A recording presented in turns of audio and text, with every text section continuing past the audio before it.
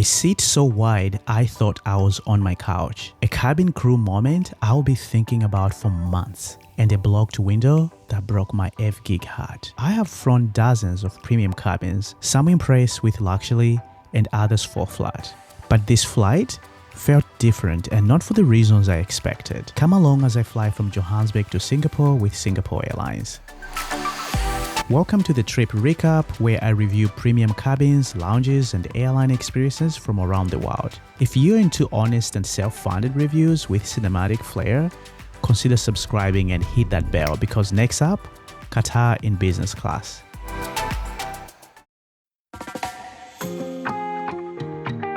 But this journey didn't actually start here in Johannesburg. It began in Lilongwe, Malawi, with the lesser-known carrier, Malawian Airlines. That review is coming up soon, so stay tuned. Now, here's where things got a little tricky.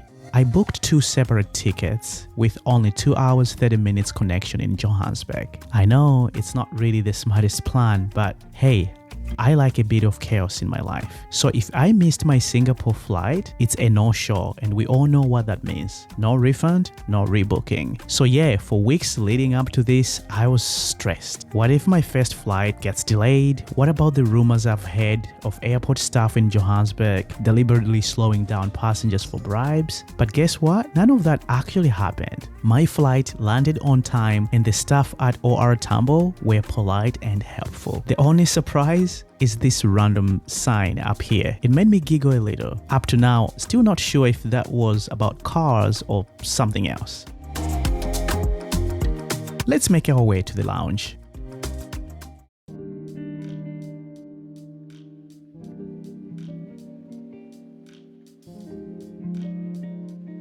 Singapore Airlines uses the South African Airways Premium Lounge here at Johannesburg, and I'll be honest, I didn't expect much.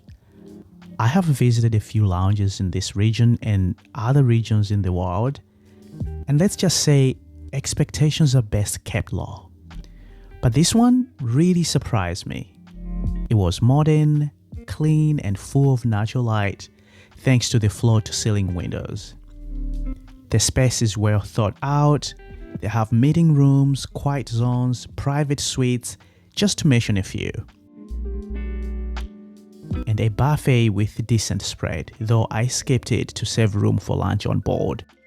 Overall, it's a perfectly good place to pass time before your flight if you find yourself in Johannesburg. One thing to note, there's no boarding call in the lounge, so keep an eye on the time. With that thought in mind, I started my way to gate A13 where we will be boarding today.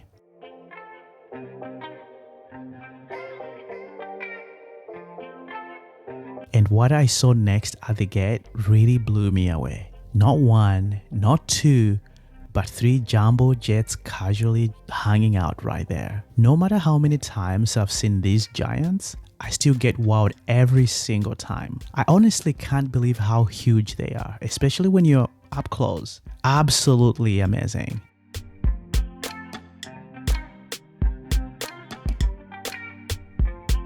Now, let's talk about this route because Singapore Airlines is doing something that no any other airline is doing in this region. They are the only carrier flying non-stop from Southern Africa to Southeast Asia with 2 daily departures from Johannesburg, 1 in the evening and 1 early afternoon. And today, we are on the 1:45 p.m. departure, scheduled to arrive in Singapore at 6:10 a.m. in the morning.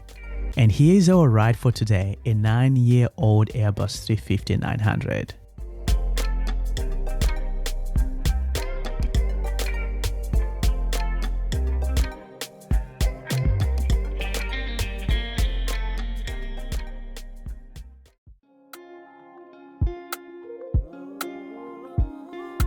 Boarding began about 30 minutes late, first for special assistance and then business class. At the door, I was greeted with one of the warmest smiles I've ever had on a flight. A welcome that instantly put you at ease. But that moment quickly turned awkward.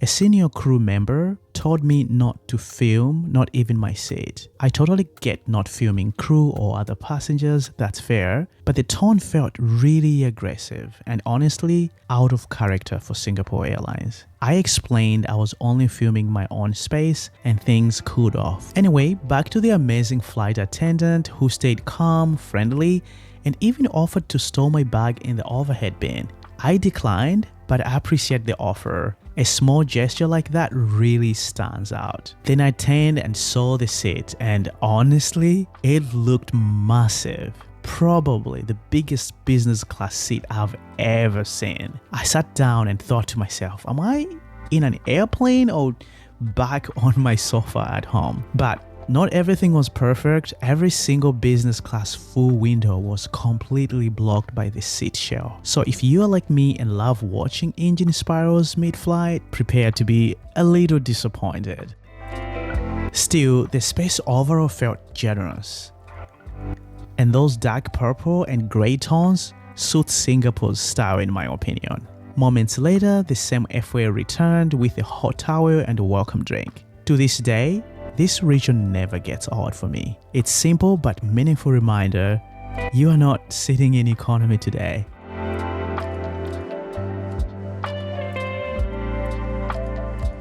This A350 features 42 business class seats and 16 in a smaller, more private rear cabin. All seats have direct aisle access, which honestly should be standard on any long-haul flight in 2025. I chose seat 15K, my home for the next 10.5 hours. Here's a tip for you. If you love watching those engine spirals like I do, window seat 15, 16 and 17 will be your best bet. Waiting on the seat, a soft blanket and a generous size pillow. To the left of the headrest, you'll find 3 reading lights, seat controls and headphone jack tucked under the armrest, and on your right, another reading light, which made me feel a little bad not bringing a book today. A second headphone jack, USB ports and universal power sockets. The dining table is neatly tucked into the side console right next to the small storage area that holds your headphones, a bottle of water. Above it is a TV remote control. Right here is a footwear, a slim slot for magazine and the menu, which we'll take a look later on. In front of you, an 18-inch TV screen, though surprisingly it's not touchscreen. Next to the screen there is a coat hook and to the side another storage space. Welcome aboard Singapore Airlines. As the safety equipment on this aircraft may differ from that on other aircraft, please give us your attention as we bring you through this important safety briefing and on a journey through Singapore. That was our cue there. We line up for the runway, ready for departure.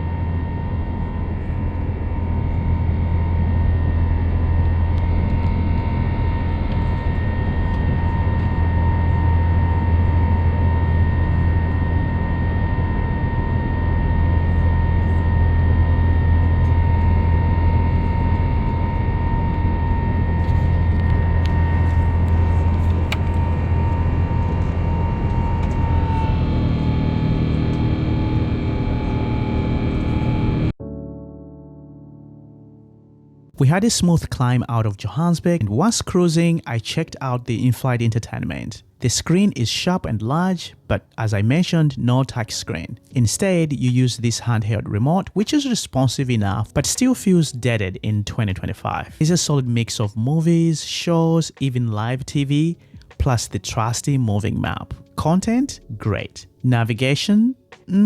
Not so much, especially when reclined. A touchscreen would have made it far easier. Business class passengers get free internet, a solid perk in my books. But the speed? Painfully slow. Sending a photo felt like a dial-up. Qatar still leads with fast unlimited Wi-Fi. Hopefully Singapore's next-gen A350s will fix this. By the way, if you enjoy this so far, give it a like. It helps more people discover honest reviews like this one. Thanks for doing that.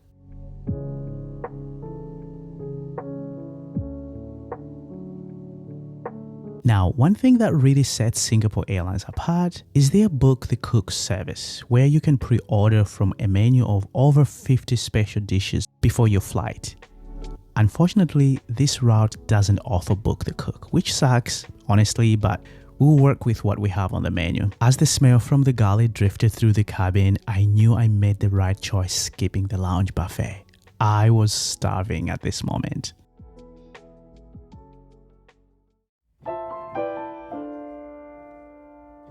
And the wonderful flight attendant, still as friendly and attentive as ever, came with Singapore's signature chicken satay. Juicy, flavorful and rich. It's served with sweet spicy peanut sambal that people seem to love. But I will admit, it wasn't for me. I found it way too sweet, and I think I'm in the minority on that.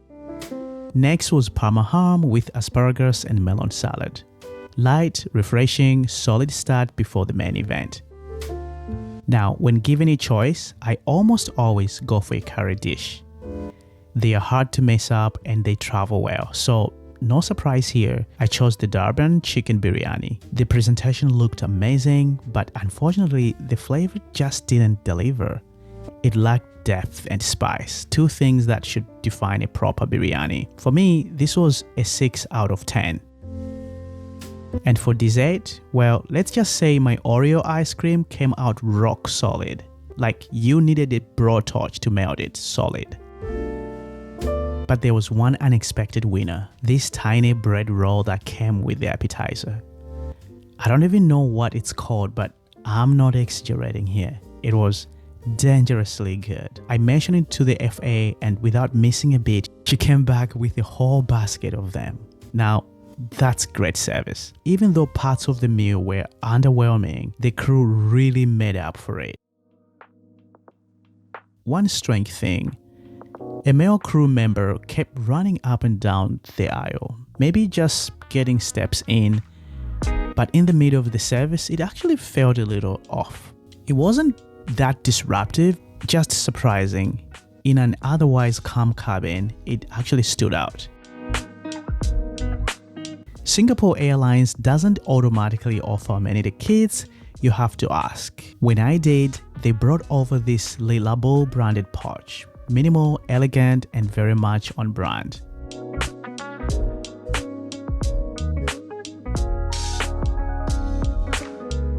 Inside, just a lip balm, facial mist, and hand lotion. It's sleek and smells expensive.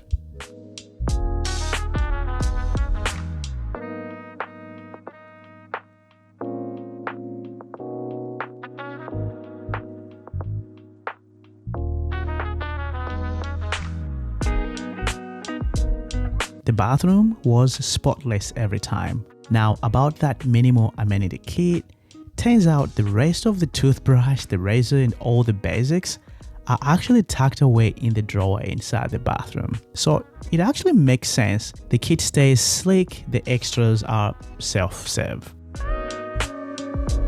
And no, that's not a real flower, but here's what's real. A touchless trash lid, small detail, but honestly, it should be illegal not to have this on an airplane.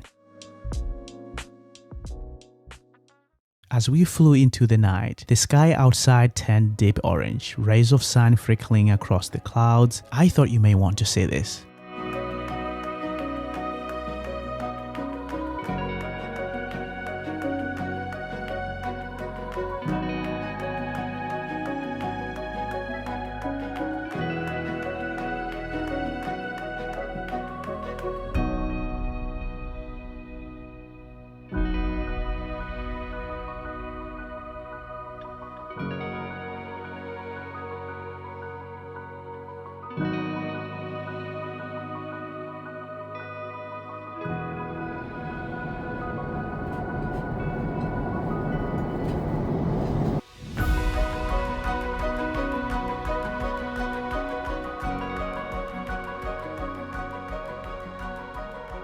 Time to get ready for bed. The setup, we have a thick duvet, soft pillow, and flip-flops. Then a small moment that stood out. A flight attendant gently asked, "Are you ready for bed, sir?" Not rushed, just calm, caring, exactly what Singapore is known for. She offered to help with the setup, which made sense. These seats don't recline flat, they flip forward into a bed. It's a unique mechanism and crew assistance is often needed. You sleep at a slight angle due to the offset footwell. I was skeptical at first, but once I lay down, easily one of the widest and most comfortable beds I have had in the sky. Real sleep, minimal interruptions, and truly standout service.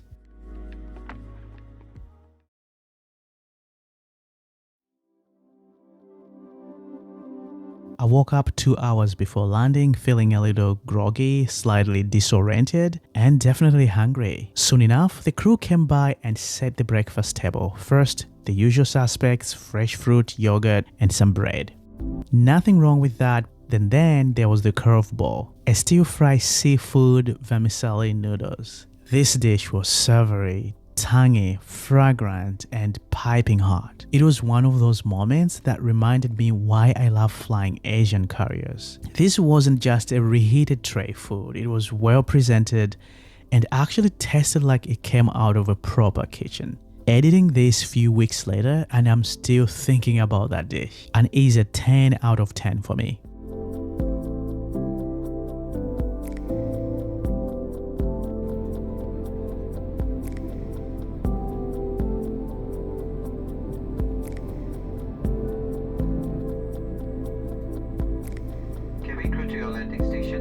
As we began our descent into Singapore, I took a moment to reflect not just on the seat or the meals, but the atmosphere. Singapore Airlines didn't try to wow with gimmicks. Instead, they delivered calm, grace, and care. And at 38,000 feet, that's not an easy thing to pull off. So, Singapore Airlines, Airbus A350 business class, Johannesburg to Singapore. The seat, spacious. No touchscreen IFE and my window view blocked by the seat shell. Free Wi-Fi but painfully slow. No book the cook on this route but still some standouts. And the crew, absolute top tier, minus that one off moment. Now, would I fly this route again? In a heartbeat.